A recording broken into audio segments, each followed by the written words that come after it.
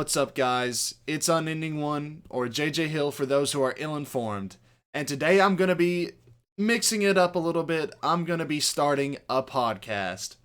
I've begun my studies in sports management, and I'm going to do this podcast as a little journal discussing my journey through this volatile and connections-based program. Now, the only experience I have in the field of sports is, of course, football. So I've decided to base my podcast with a focus on how these concepts affect the great American sport, football, with the name of the podcast being the Fourth Down Podcast. And to start out this experiment, I'm going to give thought towards one of the most encompassing parts of the sports world, organizational culture. A lot of fuss is given about, do the players believe in the team, among other questions posed by the media.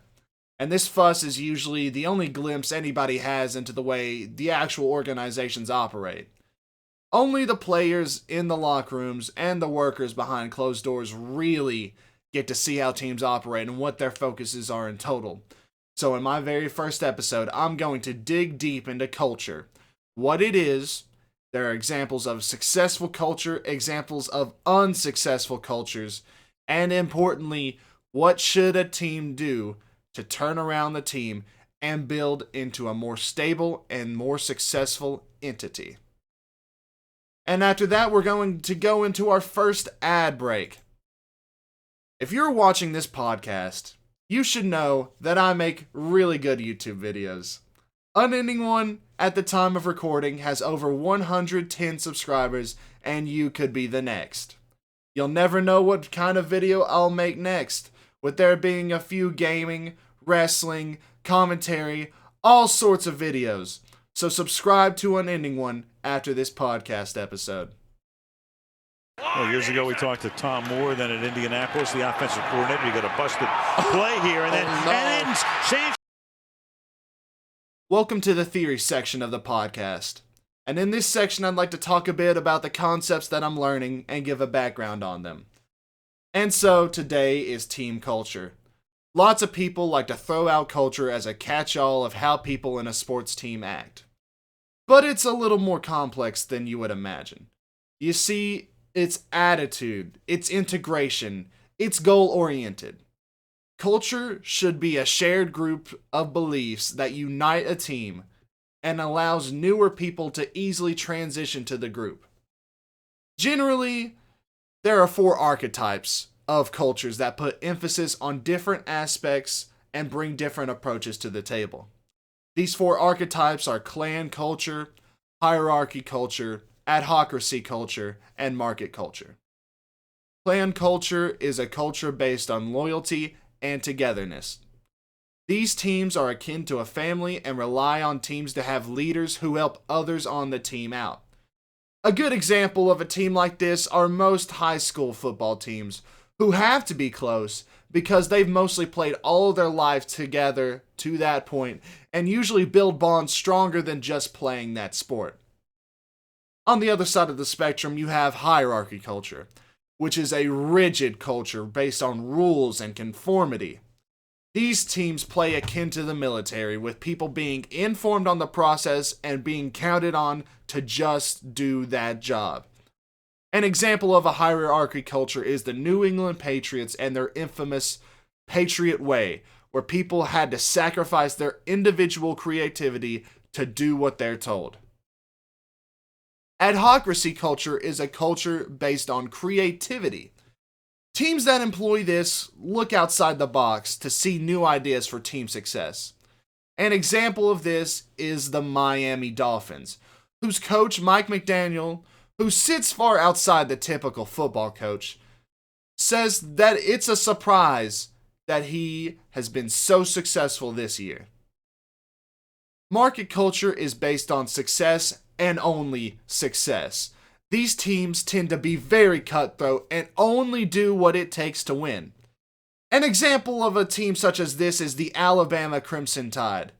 Their football program has made it obvious that they would bench anybody if they weren't playing up to standard.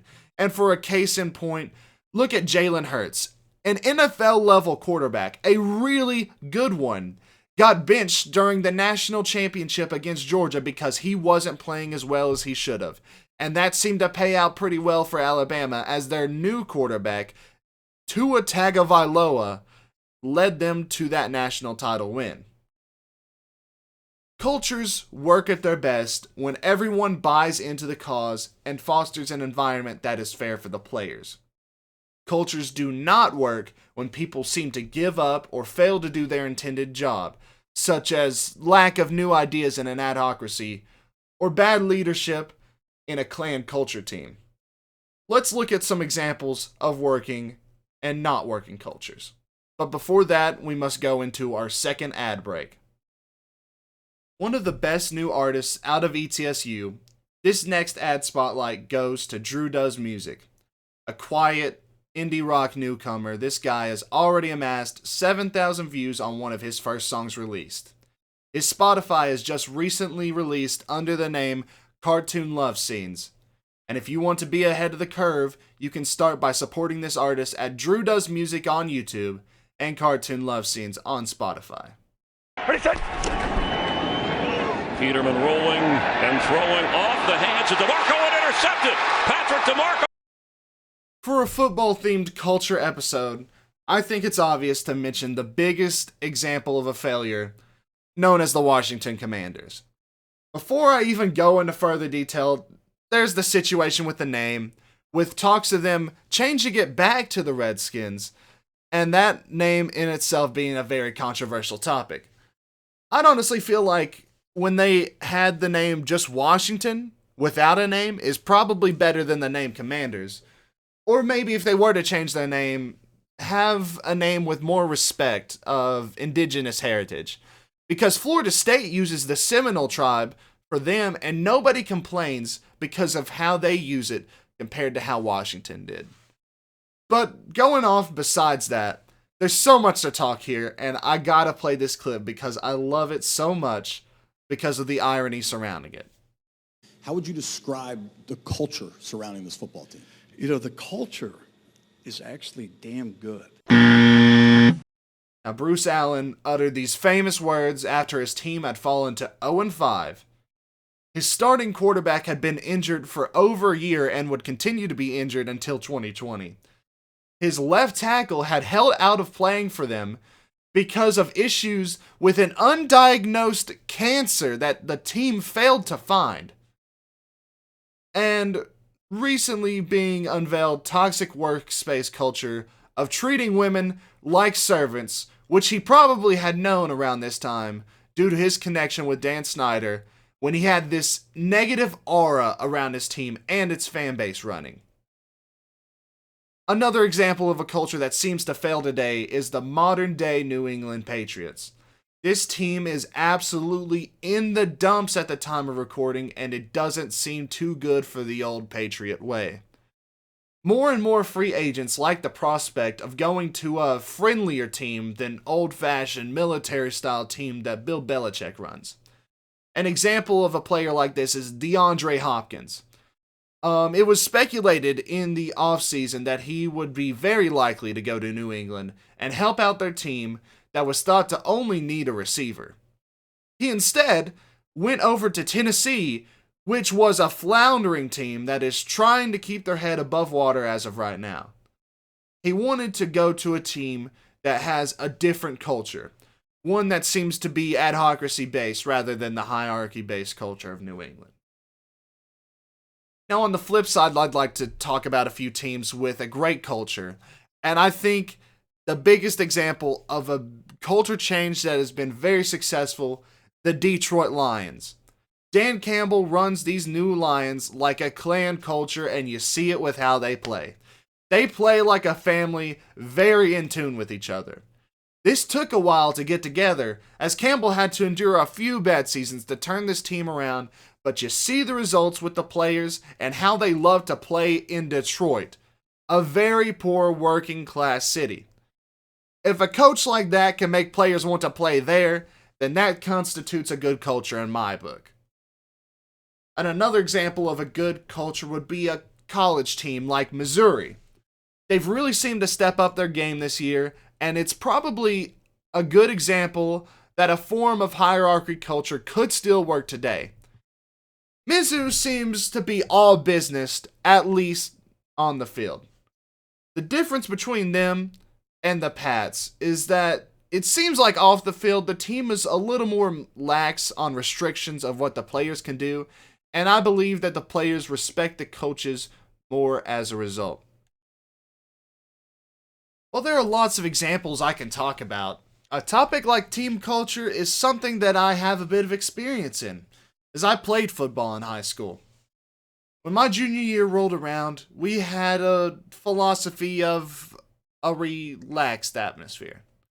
We tried not to get too much pressure onto us going into games, and we always managed to stick together through tough situations. This way brought our team to the playoffs for the first time in 13 years.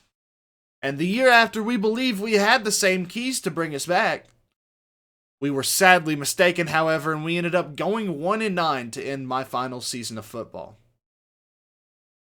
This shows experience in a good football culture and a bad football culture. But why did this happen? Now that I'm looking back on it, I know what the issue was. We weren't the same type of players as the leaders of the year before. Now this leads me to believe that coaches might need to plan ahead to keep a culture together and adjust it whenever they need to. Despite there being 4 archetypes, there's always a little bit of finagling and moving around stuff and borrowing from other archetypes of culture to bring a unique sense to the players. And for the most successful teams, they find what they need out of the players and they use it to the best of their ability. 48. Pryor under pressure again. So, if I was in the situation of a horrible culture, how would I go about turning the ship around? Well, the first thing that should be done, in my opinion, is start new team rituals to motivate the players to change their ways. Players can see tangible evidence of change and start buying in. Then you would need to fully jump into the pivot that you're going towards. There should be no mention of the old way of thinking if you want to keep the new faith your team has in you.